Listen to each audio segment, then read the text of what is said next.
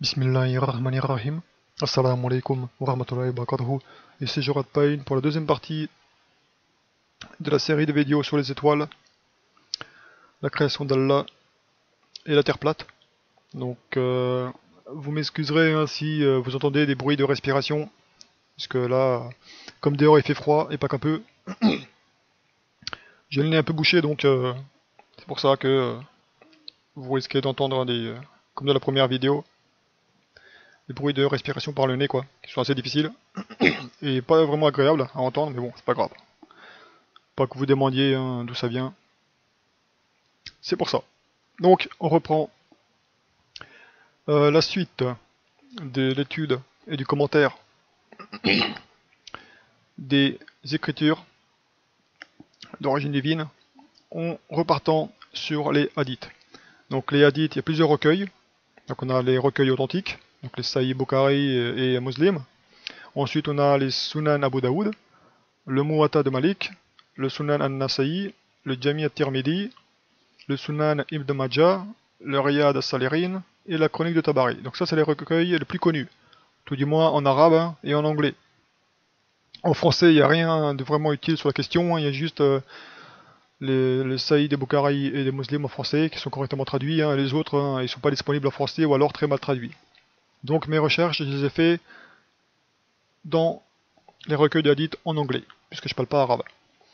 Pour faire cette recherche sur la science hein, des étoiles et de ce qui tourne autour, j'ai utilisé des mots-clés, parce que comme il y a des milliers de hadiths, j'ai pas envie, j'ai pas le temps de lire des dizaines de milliers de hadiths hein, juste pour trouver l'information qui m'intéresse. Donc je sélectionne, ou plutôt je trie toutes les informations, tous les hadiths qui apparaissent hein, par rapport à ces mots-clés là. Et ça, malgré ça, hein, je me suis quand même pris des milliers de réponses dans la tronche hein, que j'ai dû traverser hein, pour trouver la perle. Donc c'était l'équivalent de chercher l'aiguille dans la botte de foin, quoi. Hein la pépite d'or hein, dans un océan, parce que je peux te dire hein, que c'était vachement relou. Ça c'était le plus relou de tout, de toute la recherche, quoi. La recherche dans les hadiths, parce que toutes les informations inutiles sur lesquelles je suis tombé, hein, c'était assez violent quand même, assez décourageant. Donc les mots clés que j'ai utilisés, c'est en anglais évidemment, donc étoile au singulier et au pluriel, le soleil, la lune, les eaux au singulier et au pluriel, la mer au singulier et au pluriel, euh, vagabond, comme pour les étoiles vagabondes, la canopée, la tente, tabernacle, océan au singulier et au pluriel, la lampe et les lampes au pluriel. Donc ça, c'est tout ce qui est en lien donc avec ce qu'il y a dans les cieux, quoi. Les étoiles hein, et la création d'Allah, le ciel. Donc dans le Sahih Bukhari, qu'est-ce qu'on a?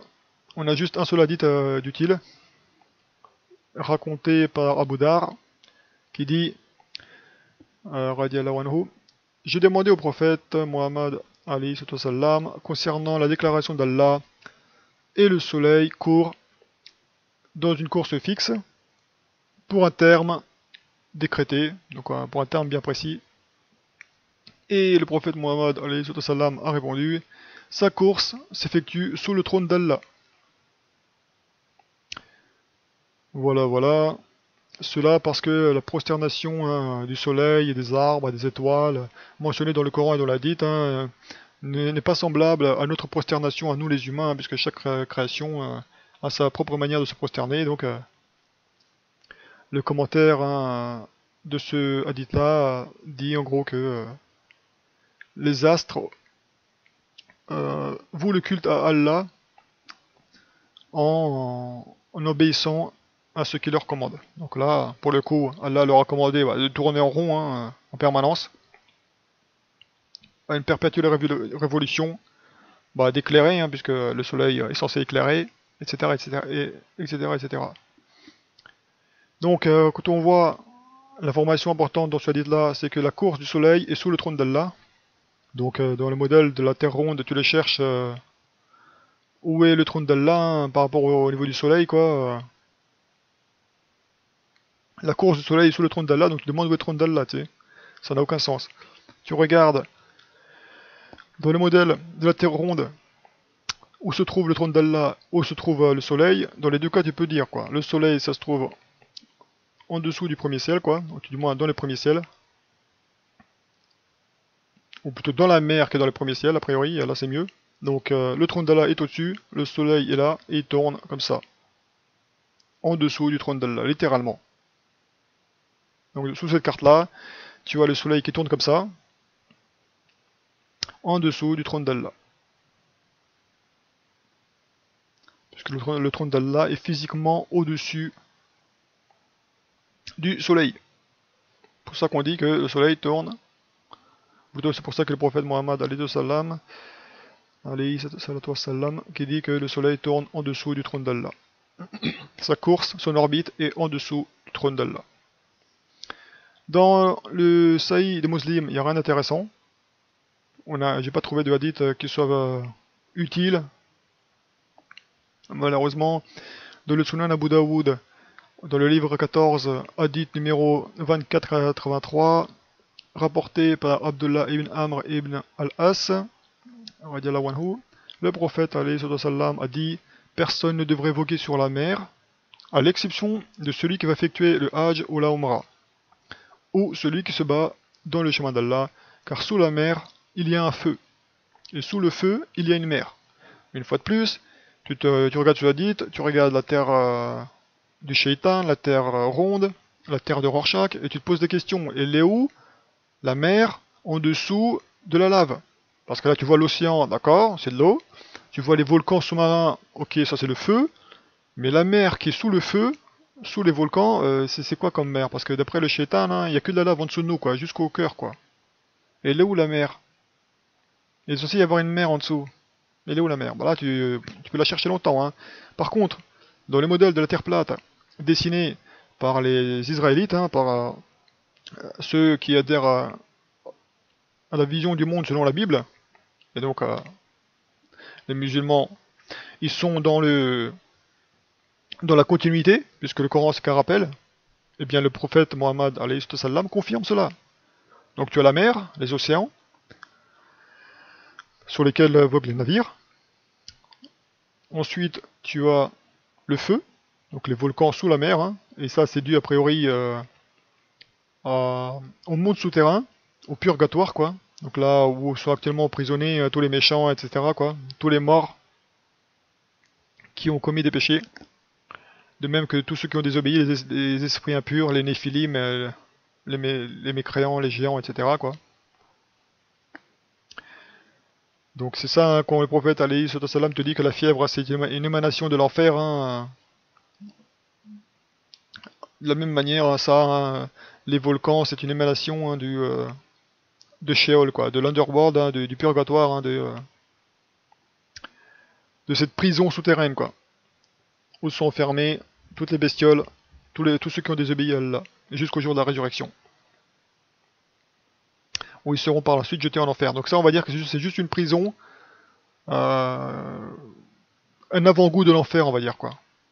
Ce que les juifs appellent en hébreu Sheol, ou Underworld en anglais, ou monde souterrain en français. Où là, il n'y a que du feu, etc., quoi.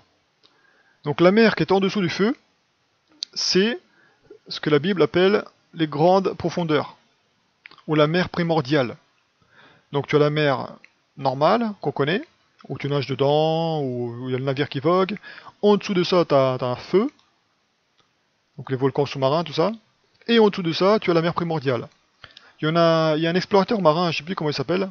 Il y a une vidéo de 2 minutes sur lui, hein, où, pas loin de la baie d'Amérique, hein, je sais plus, pas loin de la Floride, il a réussi à aller au fond de l'océan avec son sous-marin.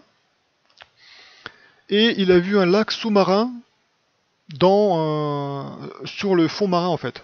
Il a atteint le fond marin et il a dit tiens, il y a un lac ici, il y a un trou, il y a peut-être une grotte sous-marine, hein, donc je vais aller dedans, quoi. Donc il a essayé d'y aller, il a pas pu, il a rebondi sur l'eau, quoi. Et il s'est demandé, attends, comment ça se fait, hein, je croyais que c'était de l'eau, pourquoi est-ce que je rebondis sur de l'eau, quoi.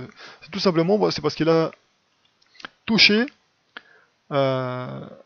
la deuxième mer. Donc selon moi, quand Allah te dit dans le Coran qu'il a placé une barrière entre les deux mers, selon moi il ne s'agit pas de la mer salée et de la mer douce, donc de l'eau salée et de l'eau douce, parce que tu peux très bien les mélanger avec une touillette, hein, tu sais, et l'eau douce et l'eau salée, ça va se mélanger au bout d'un moment, quoi. Donc pour moi, il ne s'agit pas de ça.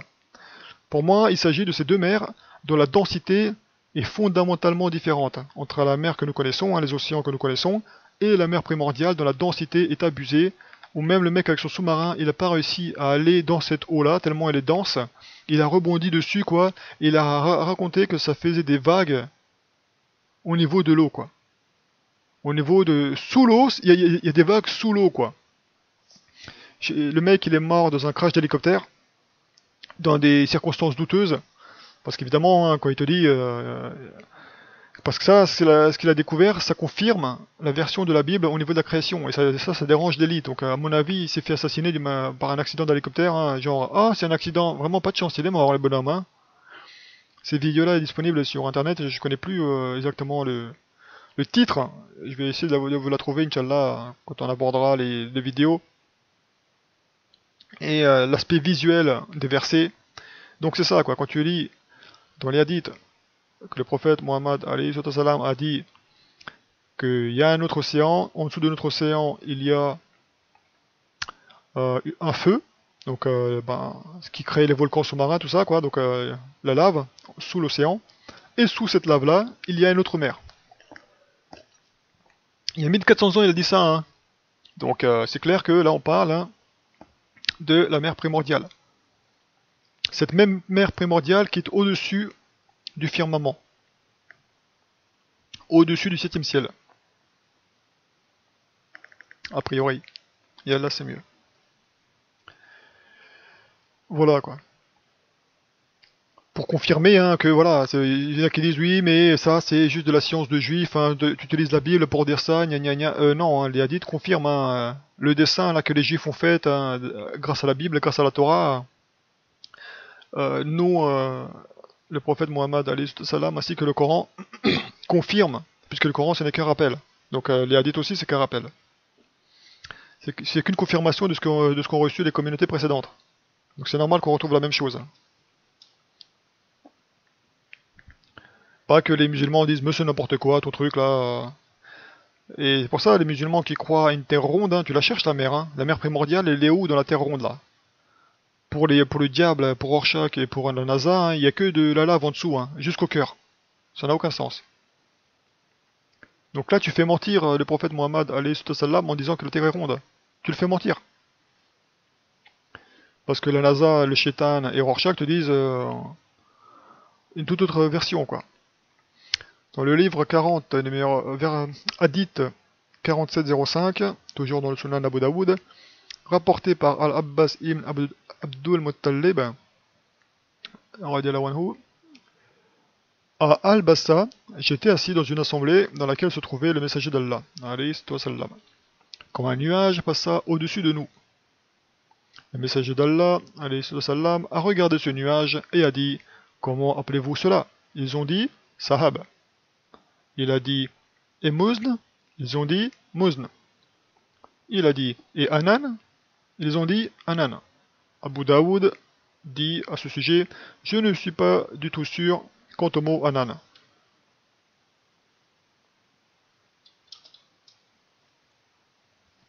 Il a demandé, donc ça c'est le prophète alayhi salam qui demande « Connaissez-vous la distance entre le ciel et la terre ?» Ils répondirent « Nous ne le savons pas ».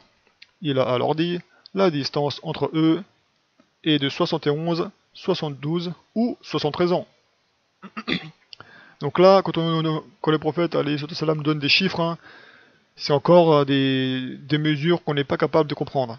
À notre époque, hein, parce que dans un hadith il dit voilà 71, 72, 73 ans. Dans un autre hadith, il est marqué 500 ans, donc on ne sait pas de quoi on parle.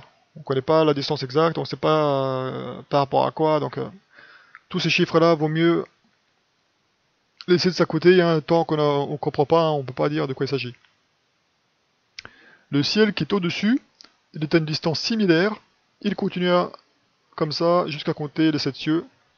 Au-dessus du 7e ciel, il y a une mer.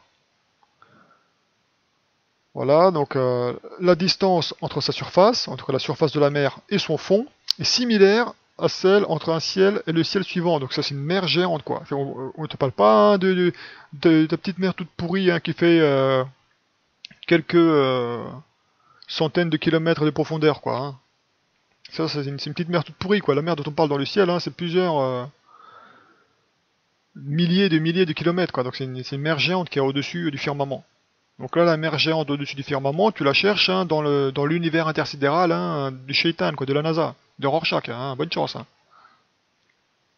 Et il est là où la mer au-dessus du 7ème ciel, là, bonne chance. Hein. Tout ce que t'as, c'est de l'atmosphère, ensuite du vide. Bon, super quoi, elle est où la mer? Je dis ça pour bien vous faire comprendre que le modèle héliocentrique, le modèle du Big Bang, s'oppose totalement au texte religieux. Tu ne peux pas adhérer d'un côté à la vision de la Terre plate, la vision des Écritures, et d'un autre côté la vision de la Terre ronde, hein, la vision du Shaitan. Hein. C'est impossible. Hein. Les deux s'opposent. Hein. Tu peux pas. Il faut que tu fasses ton choix. Comme j'ai dit dans la vidéo précédente, hein. Soit le vrai, soit le faux. Il n'y a pas de mélange entre les deux. Soit l'un, soit l'autre. Et là, c'est les paroles rapportées du prophète Mohammed alayhi sallam. Donc la mer qui est au-dessus, c'est une mer super grande. Au-dessus de cette mer, il y a 8 chèvres de montagne, ou bouquetins, dont la distance entre les sabots et les hanches est comme la distance entre un ciel et le ciel suivant. Donc là, c'est des bouquetins géants. Bon, je sais pas qu'est-ce qu'ils font là, ces bouquetins, aucune idée, là c'est mieux. Puis Allah, le béni et le Très-Haut, est au-dessus de ces bouquetins, a priori. Donc a priori, ce hadith-là est faible, puisqu'il est mentionné dans un autre recueil, et il a reçu le Stempel hadith faible. Dans le Muwatta de Malik, il n'y a rien d'intéressant. Dans le Sunan al-Nasa'i, il n'y a rien d'intéressant. Ensuite, dans le Jami at-Tirmidhi, volume 5, hadith 32-24, les météores, ou les météorites, sont là pour lapider les diables. Donc maintenant, il faut voir, est-ce qu'il y a un lien à faire avec ce qui est dit dans le Coran, comme quoi les météores et les étoiles filantes, c'est pour lapider les diables. Est-ce qu'il y a un lien par rapport aux douches de météores qu'on a régulièrement chaque année, quoi. Qu'on appelle les perséides, les taurides, etc., etc. Donc par rapport à ça, il me semble, et Allah sait mieux, que Allah donne ses ordres à certaines périodes de l'année. Et donc à certaines périodes de l'année, les diables se mettent à l'écoute. Et donc à certaines périodes de l'année, les diables se font lapider. Donc chaque année, ils se font lapider à la même période, quoi, parce qu'Allah, à cette période précise, donc au niveau des perséides, au niveau des taurides, Allah donne des ordres qui sont transmis de ciel en ciel, hein, et les diables se mettent à l'écoute et se font lapider en même temps. Donc, c'est pour moi l'explication la plus logique hein, pour ces étoiles filantes massives, quoi. Ces météores qui tombent, hein, oh, c'est oh la belle étoile, oh la belle bleue, oh la belle rouge. Bah, c'est ça, hein, selon moi. J'ai pas trouvé d'explication plus logique hein, à ce phénomène de perséide, de tauride et tout ça, quoi, à ces douches de météores et de météorites, que le fait qu'Allah, ou plutôt que la possibilité qu'Allah donne des ordres à certaines périodes de l'année, et que les diables se mettent à l'écoute dans le ciel à ces périodes-là, et qu'ils se fassent en conséquence lapider, comme Allah a dit dans le Coran, qu'ils se font lapider ceux qui se mettent à l'écoute, par des étoiles filantes, etc. Après, c'est possible que c'est juste pour faire beau, hein, mais bon, cela me paraît très bizarre. Toujours Jami at-Tirmidhi, volume 6, hadith 33-20. La distance entre les 7 cieux, pareil, il reprend le hadith hein, du Sunan Abu Daoud, hein, la distance entre les 7 cieux est de 71, 72, 73 ans. La mer au-dessus du 7ème ciel, les 8 bouquetins géants au-dessus de cette mer, et au-dessus de ces bouquetins-là, il y a le trône d'Allah. Et donc, ce hadith-là a été considéré comme faible. Dans le volume 6, toujours, hadith 32-98, la distance entre chaque ciel des 7 cieux est de 500 ans. Voilà, donc c'est pour ça qu'on a... Est-ce que c'est 500 ans, est-ce que c'est 71 ans, etc. On va éviter les chiffres hein, pour éviter de se perdre. le prophète alayhi salam a dit: au-dessus de vous, il y a une canopée préservée du firmament, dont la poussée est restreinte. Donc quand on parle de canopée préservée du firmament, de quoi est-ce qu'on parle? Est-ce qu'on est en train de parler du dôme? Parce qu'une canopée, hein, je sais pas si vous avez vu à quoi ça ressemble, hein, c'est quelque chose qui couvre. Ça a une forme de dôme en fait, la canopée. Quelque chose qui protège. Donc on dit canopée qui protège, hein, voilà.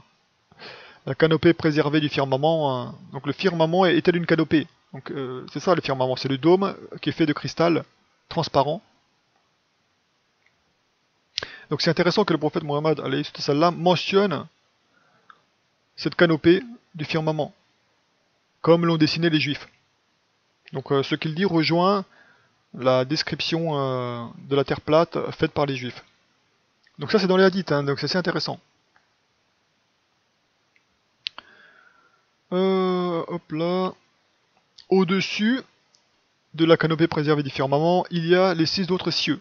Donc après, comment ça se passe exactement? Là c'est mieux, hein. J'ai jamais vu en rêve, enfin j'ai vu une fois je crois, mais j'avais pas compris ce que j'ai vu parce que c'était trop compliqué. Comment étaient les 7 cieux et tout ça. J'ai vu que le premier ciel, hein, il me semble. Et le premier ciel, c'est déjà assez compliqué. Mais bon, j'ai pas eu encore de rêve simple hein, pour expliquer comment est faite la création. Si Allah me donne un jour l'explication, hein, ou me le montre à quoi ça ressemble et que j'arrive à m'en souvenir, hein, bah, Inch'Allah, je vous le partagerai. Mais pour l'instant, je ne sais pas exactement comment sont les 7 cieux, comment ils sont superposés les uns aux autres, ni les 7 terres, comment elles sont superposées les unes aux autres. Allah, c'est mieux. Pour l'instant, prenons ce que nous avons déjà, et on verra ensuite.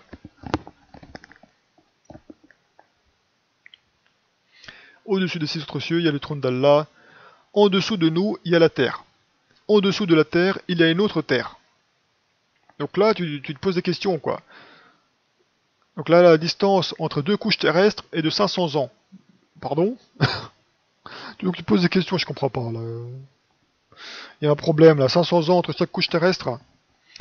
Parce que là, dans le modèle du shaitan, hein, il n'y a qu'une couche terrestre, hein, et au-dessus, c'est que de la lave. Hein. Donc, elle est où la couche terrestre hein? Ah, le noyau, peut-être? Ah, mais ça formerait qu'une seule couche, donc il n'y aurait que 2 terres, et pas 7. Donc c'est clair que la vision de la terre du shaitan, ça n'a aucun sens. Quand tu regardes la description de la Bible et des hadiths, hein, ça n'a aucun sens. Ce que dit le shaitan, avec sa terre ronde, et son magma jusqu'au centre de la terre. Donc de la même manière qu'entre chaque ciel il y a 500 ans, et bien entre chaque croûte terrestre ou couche terrestre, il y a 500 ans.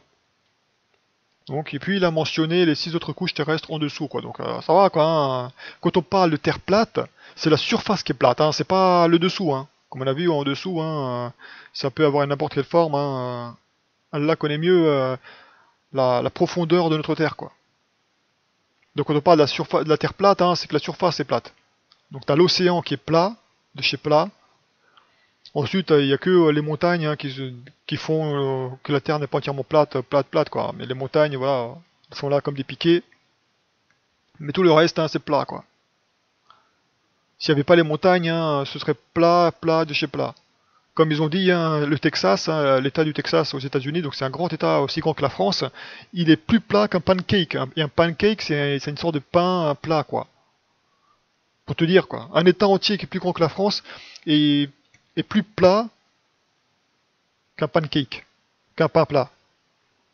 Pour te dire, c'est plat de chez plat. C'est ça qu'on dit terre plate, hein, c'est ça. Hein. C'est pas l'ensemble hein, de la terre plate qui est plate, quoi. Non, c'est juste la surface, le sol. C'est ça qui nous intéresse. Parce que le diable te dit que la surface hein, de la terre, hein, elle est ronde. Non, pas du tout. Hein. La surface de la terre, elle est plate. Donc, l'océan, la terre, donc les continents, hein, et c'est plat. Et par contre, ce qu'il y a en dessous, hein, c'est pas plat. Hein. Là, en dessous, c'est autre chose. Au-dessus, c'est autre chose. Hein. Mais nous, ce qui nous intéresse, c'est le sol. Donc, on a dit terre plate, c'est ça. Si au niveau du sol, qu'est-ce qu'on voit?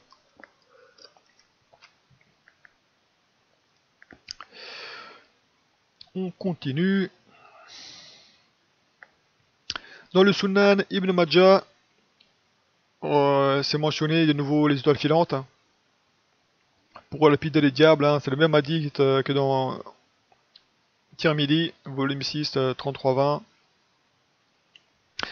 Dans le Riyad as-Salirin, le chemin des vertueux, le hadith 1508, selon Anas, radiallahu anhu, deux des compagnons du prophète sortirent de chez lui par une nuit obscure. Ils avaient devant eux une lumière comme s'ils tenaient de lampes. Quand ils se séparèrent, chacun d'eux avait sa propre lumière avec lui jusqu'à ce qu'on arrivait chez lui.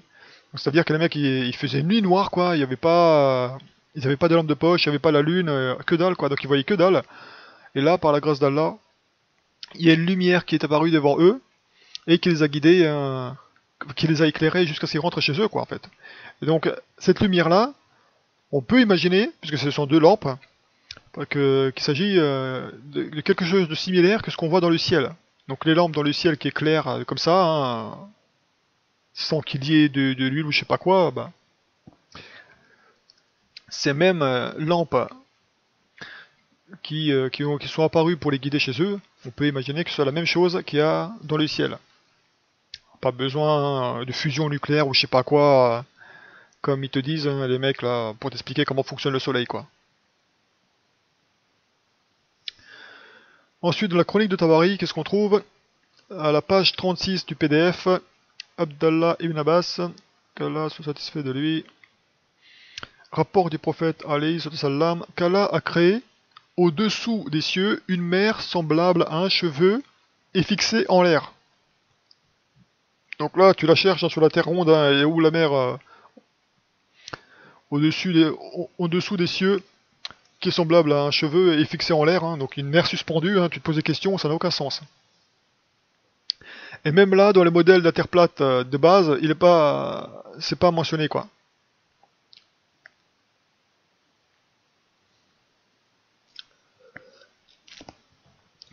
C'est pas dessiné.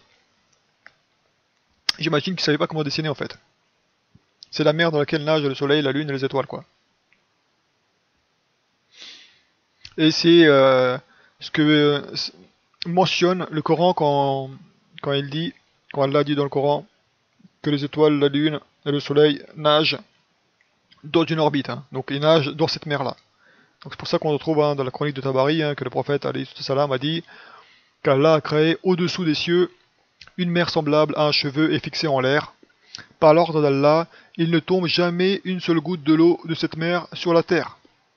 Le soleil, la lune et ses 5 étoiles, auxquelles on a donné le nom de planètes, marchent et nagent au milieu de l'eau. Voilà. Donc tu te demandes comment est-ce que les trucs là-haut, les étoiles, le soleil, la lune, se tiennent en l'air là-haut, qu'est-ce qu'elles font, où est-ce qu'elles avancent, dans quelle orbite, pourquoi est-ce qu'elles nagent. Elles ne voguent pas, hein, elles nagent. Donc là, elles marchent, elles nagent. Au milieu de l'eau, comme des sous-marins. Donc ça a été mis en pratique par la publicité de Picard.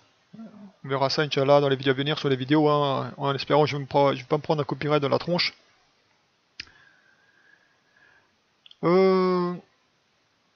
Voilà. Donc là, on parle de 5 étoiles, hein. Pas de 9 planètes, hein, comme disait la NASA, avec ces planètes qui n'existent pas, hein, Neptune, Uranus, je sais pas quoi, Pluton. Le mouvement des astres provient du char au milieu de cette mer. Donc ça, j'ai pas trop compris. Donc le fait que les astres s'arrivent à se déplacer dans cette mer-là, ça vient du char qui est au milieu de cette mer. Si le soleil sortait de cette mer, il brûlerait toute chose sur la terre. Du fait de sa luminosité et de sa chaleur, quoi. Le Coran mentionne que le soleil et la lune ont des altitudes différentes et n'entrent donc jamais en collision. Ça, c'est moi qui ai écrit ça. Tous deux avaient le même éclat durant la création. Après la différenciation du jour et de la nuit, se fit par la chute de l'éclat de la lune. Comme on l'a vu dans la vidéo sur les deux vierges, hein, l'éclat de la lune a baissé à cause du péché d'Ève, alayhi salam. À la page 37, on a Ali ibn Abu Talib, radiallahu anhu, interroge et rapport du prophète alayhi salam au sujet des 5 étoiles sur lesquelles Allah jure. Ces 5 étoiles qui marchent comme le soleil et la lune. Regardez comme c'est beau. Du prophète, hein, alayhi salam. Ces 5 étoiles qui marchent comme le soleil, c'est-à-dire qu'elles ont une course aléatoire, quoi, comme le soleil.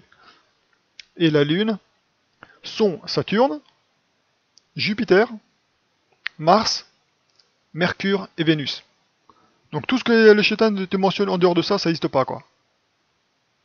Uranus, Pluton, Neptune, tout ça c'est des planètes imaginaires. Donc quand tu vois le petit Rorschach, hein, j'ai prédit un séisme grâce à l'alignement de Neptune et d'Uranus. Non mais ça n'existe pas ces planètes. Si, dans mon modèle ça existe. Ok, d'accord, va brouter de l'herbe, d'accord, t'es gentil, tu dégages. J'ai prédit un séisme grâce à des planètes qui n'existent pas. Comment tu fais ça? Ça, c'est un djinn qui m'a soufflé ça, c'est un diable. Et qui m'a dit qu'il y aura un séisme demain, à cause de l'alignement des planètes. Bref. Et se déplacent comme le font le soleil et la lune. Il est pas beau ce que tu as dit là? Ces 5 étoiles qui marchent comme le soleil et la lune sont Saturne, Jupiter, Mars, Mercure et Vénus. Et se déplacent comme le font le soleil et la lune, donc de manière aléatoire. Les autres étoiles sont suspendues comme des lampes. Elles tremblent, c'est-à-dire scintillent, toutes pour elles-mêmes, par la crainte d'Allah et de la terreur du jour du jugement. Là est mentionné la sourate 52, verset 5, et par la voûte, c'est-à-dire le toit, le ciel élevé. Donc là, très intéressant, on parle de voûte céleste. Donc tu cherches ta voûte céleste hein, dans le modèle de la Terre ronde, tu te demandes, elle est où la voûte céleste, la mec? Par contre, dans le modèle de la Terre plate, la voûte céleste, hein, toujours, quand tu regardes, tu vois, dans une église, pour les mecs qui sont déjà allés dans une cathédrale, quand tu regardes, on te parle de voûte, une haute voûte, bah c'est ça quoi, c'est un truc comme un dôme quoi. Quand on te parle de voûte, hein, c'est une sorte de dôme, entre deux piliers. Donc c'est pour ça qu'on te dit les fondations hein, du ciel hein, reposent sur des piliers comme ça. Bah, de la même manière, dans une cathédrale, hein, la voûte d'une cathédrale, bah, c'est comme une sorte de dôme, une sorte de cercle, bah, c'est exactement ça. Quand Allah te mentionne dans le Coran, Sourate 52 verset 5, et par la voûte élevée, voilà, c'est le toit, le ciel qui est élevé. Donc c'est une voûte, c'est quelque chose de solide, c'est le cristal. On verra ça, Inch'Allah, dans ce que j'ai relevé sur la Bible et les autres textes. Donc dans le Coran, on a non seulement hein, la mer qui est suspendue hein, dans le ciel, hein, dans lesquelles nagent le soleil et la lune. On a la voûte céleste, qui est quelque chose de solide. Le toit, le ciel élevé. Et verset 6, et par la mer portée à ébullition au jour dernier.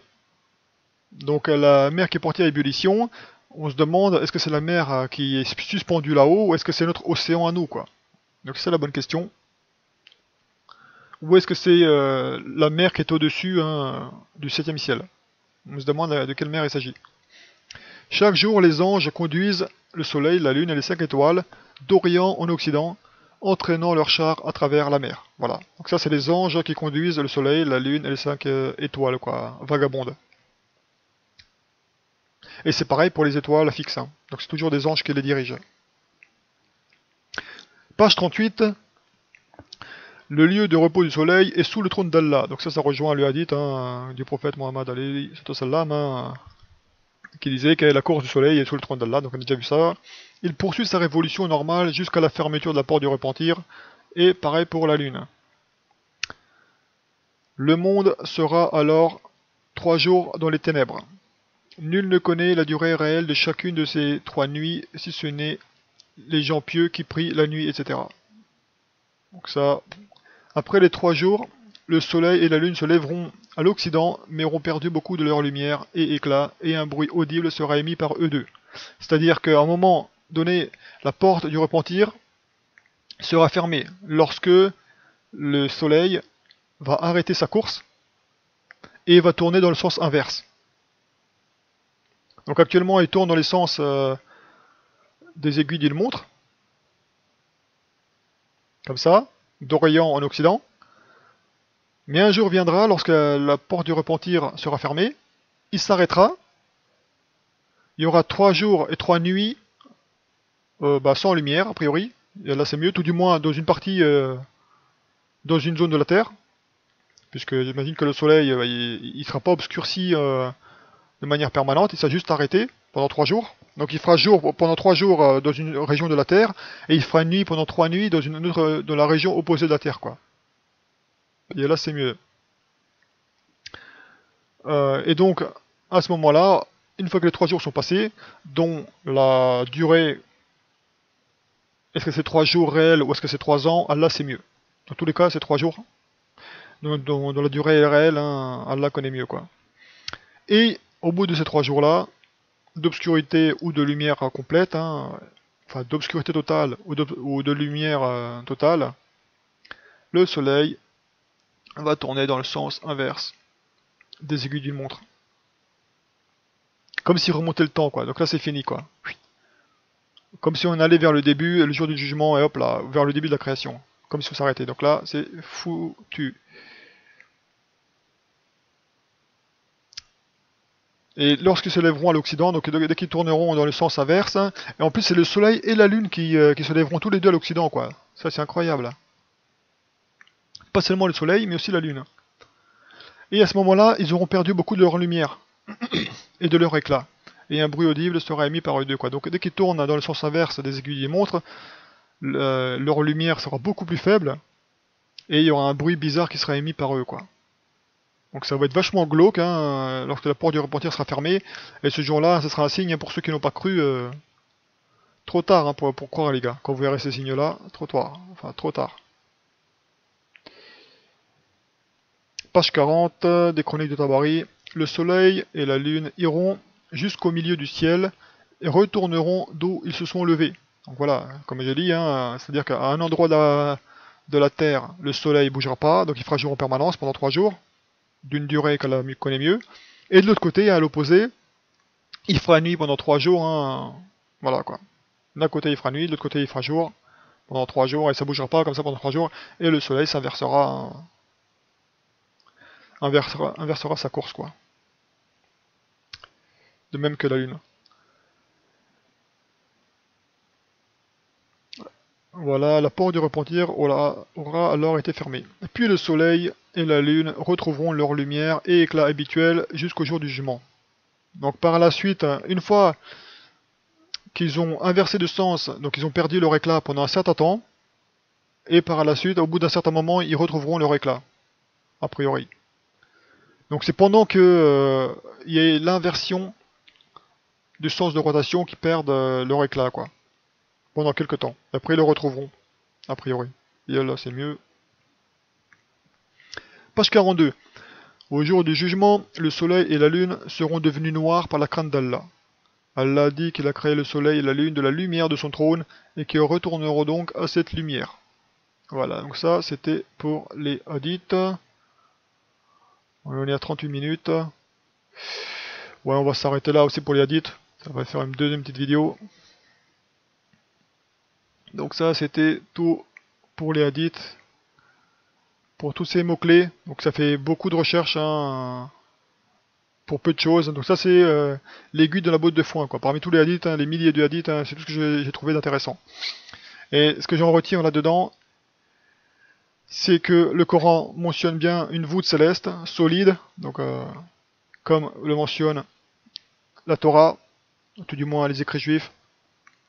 De la même manière, les hadiths mentionnent la mer qui est suspendue, dans laquelle nage le soleil et la lune. Pareil, le Coran fait une pichenette, hein, vers cette mer-là en te disant que le soleil et la lune nagent dans leur orbite. Hein. Donc on parle ils nagent dans une mer qui est suspendue là-haut.